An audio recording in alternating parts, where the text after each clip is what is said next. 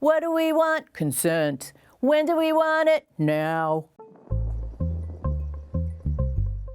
Hi, I'm Dr. Mo, your host of The Basics with Dr. Mo. What? Not everybody's talking about consent? Only half of us seem to have gotten the memo. I feel like it's important to have these conversations so whenever any situation arises, like, you know what to do. Have talks with people, like let them know, like when I have a daughter, I'm gonna sit her down and be like, when it comes to that, speak up and tell them, dude, get off of you, like straight up. The idea of sexual consent is not a new one. It was first introduced into the Penal Code in 1850 by that trend-setting state, California. The catch? It was only about the age of consent. Girls had to be 10 years old before it was legal to have sex with them. Yuck. There's a conversation starter for you. Are you talking about consent with your friends? Honestly, I haven't. Luckily for us, it really isn't. Me and none of my friends have been in a position where like we're concerned about it, or like someone hasn't asked us for consent. Like, luckily enough. Usually, it's after there's been an incident where something's happened where like it doesn't feel like consent has like been given in some sense. A female friend was telling me she don't really like oral, but she didn't really know how to say she didn't want it.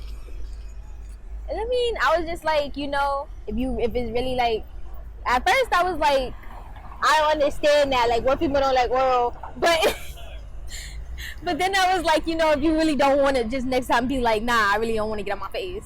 It's just like that. Coming from Brazil, which is a country that's very sexualized, I feel like consent also varies from culture to culture. We are very conservative. We don't sleep, so that is just like, we don't talk about it. Sometimes it's such a relief to be in a relationship with someone. You never have to talk about consent again. What? That's the perfect time to talk about consent. In fact, that's the perfect time to talk about all things sex.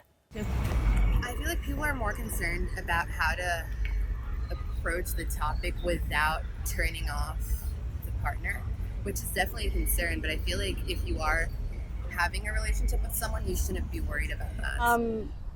I'm in a relationship, so the line of consent is more like we both have a mutual understanding. We talk about this a lot. We have a mutual understanding that, you know, we're both going to want to have sex. So you don't have to ask me every time, do you want to have sex? It's ugly statistic time.